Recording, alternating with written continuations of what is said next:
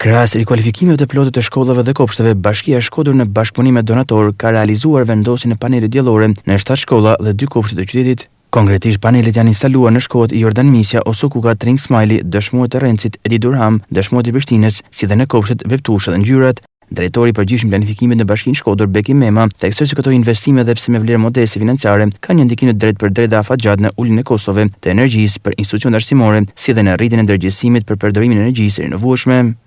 Ne sapo kaluam në Këshillin Bashkiak një vendim për miratim të fillimit punimeve për vendosje të paneleve diellore. Kjo është një vazhdimsi e bashkëpunimeve të ndryshme që kemi me donatorë të ndryshëm, ku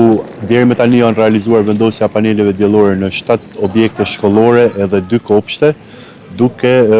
bërë të mundur një kursim energjie të favorshëm edhe për buxhetin e bashkisë në mënyrë që të kemi prodhim energjie dhe mbulim të kostove të energjisë për këto shkolla përmes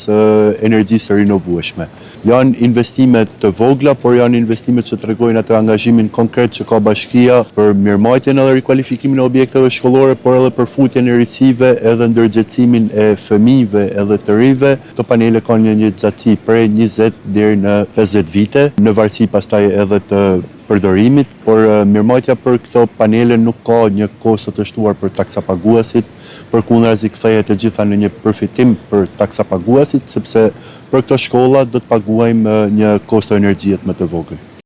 Në vend të këtij angazhimi, Bashkia e Shkodër është shpallur fituese e projektit Sunny School, përmes të cilit do të realizohet instalimi i paneleve diellore në shkollën Remjede dhe Salo Halili me një vlerë investimi prej 21.000 eurosh, paralelisht me bashkëfinancim të bashkisë. Panelet diellore do të vendosen edhe në shkollën Docmazi.